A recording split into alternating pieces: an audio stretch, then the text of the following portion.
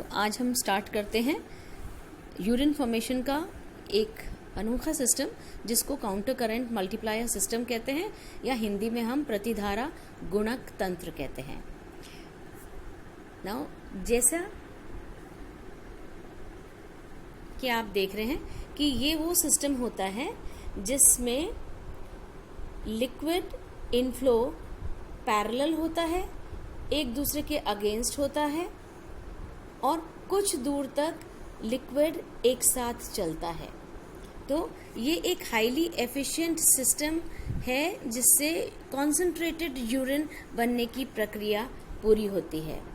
और counter current इसलिए कहते हैं कि लूप ऑफ हेनले में जो दो लिम्स हैं, नीचे जाती हुई डिसेंडिंग और ऊपर आती हुई असेंडिंग लिम्स, दोनों में लिक्विड फ्लो करता है या रीनल फिल्ट्रेट जो आगे जाकर के यूरिन का निर्माण करेगा फ्लो करता है। ऑपोजिट डायरेक्शन में ये फ्लो होता है और जैसे जैसे फ्लो नीचे की ओर या ऊपर की ओर बढ़ता है वैसे वैसे इसकी परमेबिलिटी चेंज होने की वजह से लिक्विड का ऑस्मोलैरिटी चेंज होती रहती है।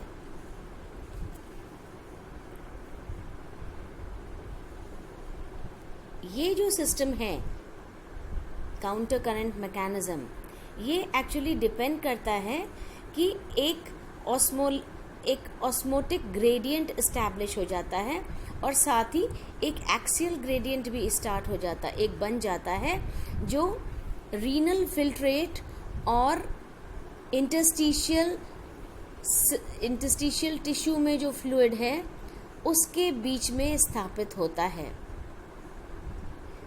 इस ग्रेडियंट की एस्टैब्लिशमेंट की वजह से ये सिस्टम अपना नाम लेता है।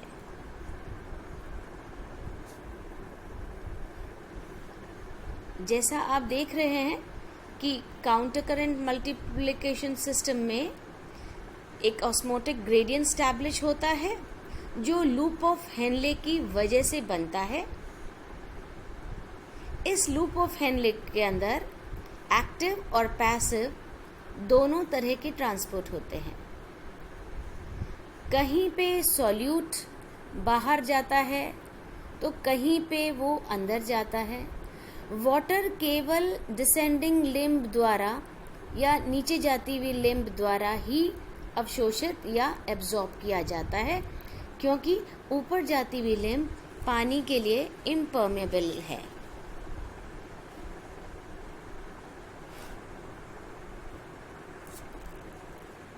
ये आप देख रहे हैं लूप ऑफ हेनले जो अपन ने पहले बताया था कैसे ग्लोमेरुलस है, ग्लोमेरुलस से निकलता हुआ proximal convoluted tubule, proximal convoluted आगे जा करके लूप ऑफ हेनले में जाता है।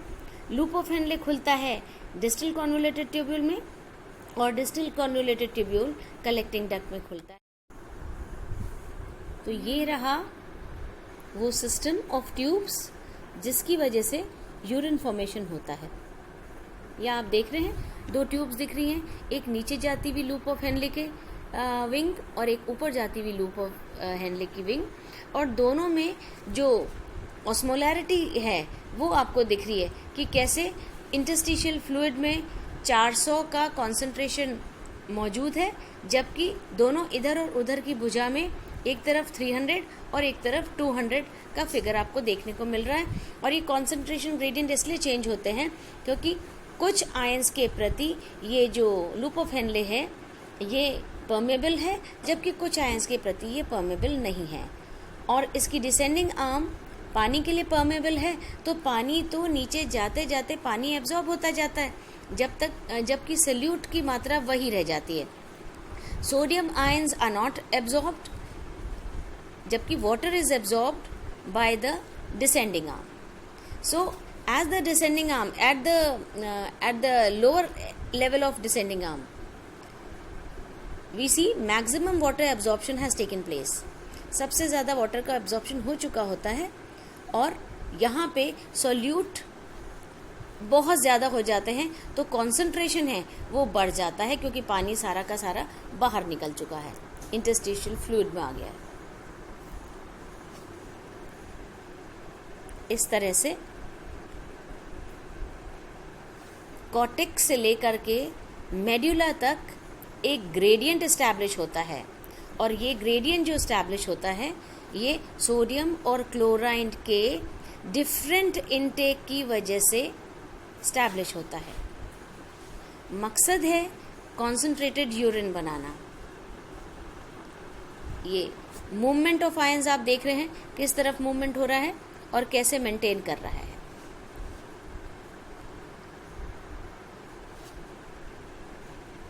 सेम वही चल रहा है।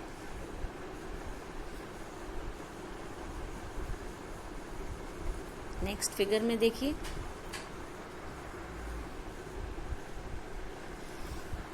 तो आयंस के अंदर और बाहर मूव करने की वजह से ऑस्मोटिक ग्रेडियंट तो स्टैब्लिश हुआ ही है।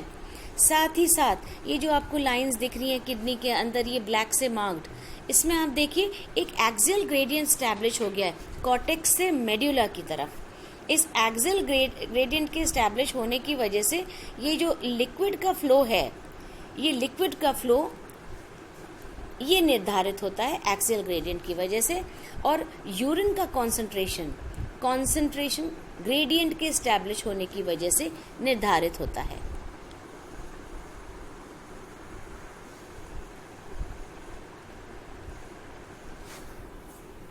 तो इस में आप रोल ऑफ हेनले देख सकते हैं। Role of loop of Henle ये है कि इसकी डिसेंडिंग लिम्फ तो पानी के लिए परमेबल है, लेकिन सॉल्यूट के लिए इम्परमेबल है, और ये सॉल्यूट्स होते हैं सोडियम और क्लोराइड के। ये जो थिन असेंडिंग लिम्फ है जो ऊपर की तरफ जा रही है, वो पानी के से उसका कोई भी लेना देना नहीं है, क्योंकि पानी एब्जॉर्ब करने में वो कामयाब नहीं रहती है, और सोडियम और क्लोराइड का ट्रांसपोर्ट असेंडिंग लिम्फ से होता है।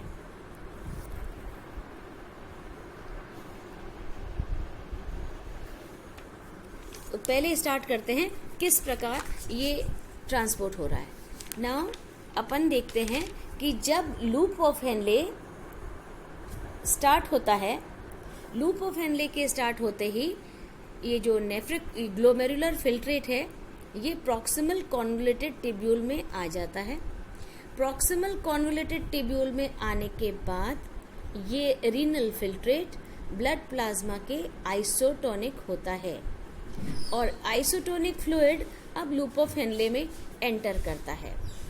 लूप ऑफ हेनले में एंटर करने के बाद अब ये उसके जब पीक पे पहुंच जाता है, तब पानी के इंटरस्टिशियल फ्लूइड द्वारा ले लिए जाने के कारण ये फ्लूइड एकदम कॉन्सेंट्रेटेड हो जाता है और एकदम एंड में हाइपरटोनिक हो जाता है। हाइपरटोनिक होने की वजह है कि सोडियम और क्लोराइड आयंस तो वैसे की वैसी रही, जबकि पानी उसमें से बाहर चला गया है। नाउ जैसे ही लूप ऑफ हेनले के असेंडिंग लिम्ब में ये हाइपोटोनिक फ्लूइड पहुंचता है, असेंडिंग लिम्ब पानी के लिए इम्परमेबल है तो पानी को ग्रहण नहीं कर पाती, जबकि सोडियम आयंस और क्लोराइड आयंस के मूवमेंट को वो गवर्न कर लेती है। तो सोडियम और क्लोराइड आयंस का मूवमेंट हो जाता है, सोडियम का पैसिव ट्रांसपोर्ट होता है, जबकि क्लोराइड आयंस का सोडियम का एक्टिव ट्रांसपोर्ट होता है, जबकि क्लोराइड आयंस का पैसिव ट्रांसपोर्ट होता है। इस तरह से ये हाइपरटोनिक ये जो रीनल फिल्ट्रेट है ये असेंडिंग आर्म में या असेंडिंग लिम्ब में ऊपर चढ़ते चढ़ते सोडियम और क्लोराइड के एब्जॉर्प्शन की वजह से हाइपोटोनिक होने लग जाता है। जैसे ही ये बिल्कुल ऊपर पहुंच जाता है जहां पे डिस्टल कॉन्वोल्यूटेड टिब्यूल है, तब तक सोडियम क्लोराइड इतना एब्जॉर्ब हो चुका होता है कि ये अब ये यूरिन जो सो कॉल्ड रीनल फिल्ट्रेट है आगे जाके यूरिन बनाएगा, ये हाइपोटोनिक हो जाता है। तो यहाँ तक ग्रेडियंट भी स्टैब्लिश हो जाता है जिसको हम कॉन्सेंट्रेशन ग्रेडियंट कहते हैं, और एक और ग्रेडियंट जिसको एक्सियल ग्रेडियंट कहते हैं जो कॉर्टेक्स से मेड्यूला की तरफ इस रीनल टिब्यूल के होने की वजह से स्टैब्लिश होता है। नाउ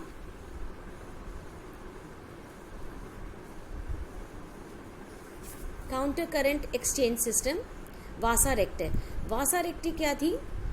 जैसा कि आपको याद होगा कि ब्लड कैपिलरीज जो प्रॉक्सिमल टिब्यूल को, लूप ऑफ हेनले को और डिस्टल टिब्यूल को सराउंड करती हैं, उसको हम वासा रेक्टा कहते हैं। इस वासा रेक्टा की वजह से ये सारे सिस्टम में एनर्जी मिलती है।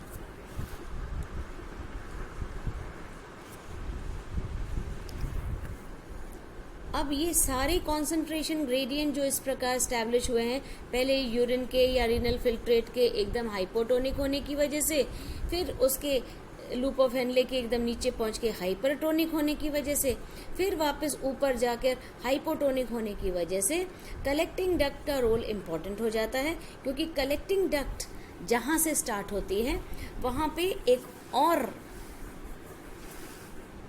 एपरेटस अपने को मिलता है या एक और डिवाइस है जिससे कि वाटर की परमेबिलिटी को अफेक्ट किया जाता है, और ये डिवाइस है ADH या वेसोप्रेसिन, जो कि पिट्यूटरीज की एक हार्मोन है, पिट्यूटरी ग्लैंड की एक हार्मोन जिसको हम ADH कहते हैं। इसका काम होता है कि जब यूरिन ज़्यादा ही डाइल्यूट हो जाता है और बॉडी के अंदर पानी की कमी हो जाती है, तो ये हार्मोन निकल के उस ट्यूब्यूल को पानी के प्रति एब्जॉर्प्टिव बना लेती है या शोषण करा देती है पानी का। As a result water absorb हो जाता है, और वाटर एब्जॉर्ब होने की वजह से यूरिन कलेक्टिंग डक्ट के अंदर जाते जाते कॉन्सेंट्रेट हो जाती है, क्योंकि पानी एब्जॉर्ब होता रहता है। तो the role of vasopressin is actually the absorption of water, and around 65 to 80% of water is absorbed by the collecting duct. जैसे जैसे वाटर एब्जॉर्ब होता जाता है वैसे वैसे यूरिन कॉन्सेंट्रेट होता जाता है। जितना कॉन्सेंट्रेटेड यूरिन बनेगा इतना, इसका मतलब उतनी वेसोप्रेसिन या ADH सिक्रीट हुई है। सो वंस एनिमल के अंदर ये ऑस्मोटिक ग्रेडियंट स्टैब्लिश हो जाता है, तब ADH की एक्टिविटी बंद हो जाती है। So we can say that जैसे जैसे लूप ऑफ हेनले से रीनल फिल्ट्रेट पास हो जाता है, वैसे वैसे वो अलग अलग ऑस्मोटिक ग्रेडियंट स्टैब्लिश करता है। पहले वो आइसोटोनिक होता है, फिर हाइपरटोनिक होता है, फिर हाइपोटोनिक होता है, और लास्ट में फिर से वो उतना कॉन्सेंट्रेशन का हो जाता है जितना कि बॉडी की ज़रूरत होती है। लूप ऑफ हेनले के दोनों आर्म्स डिसेंडिंग और असेंडिंग अलग अलग सोल्यूट और सॉल्वेंट्स के लिए अलग अलग जगह पे परमेबल होते हैं या इम्परमेबल होते हैं। नतीजे के फलस्वरूप यूरिन का कॉन्सेंट्रेशन बढ़ता और घटता रहता है। अंत में यूरिन को और ज़्यादा ठीक स्टैब्लिश करने के लिए ADH की एक्टिविटी भी पाई जाती है। ADH जैसे जैसे सक्रिय होता जाता है वैसे वैसे वाटर एब्जॉर्ब होता है यूरिन से और कॉन्सेंट्रेटेड यूरिन की फॉर्मेशन हो जाती है। Now this is how urine was formed.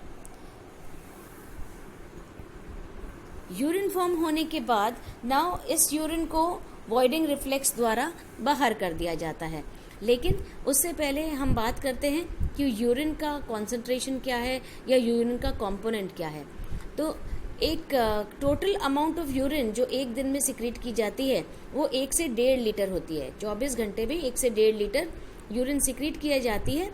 इस यूरिन का pH 6 से 8 होता है, तो लगभग न्यूट्रल सी होती है, depends upon the type of components which are secreted time to time.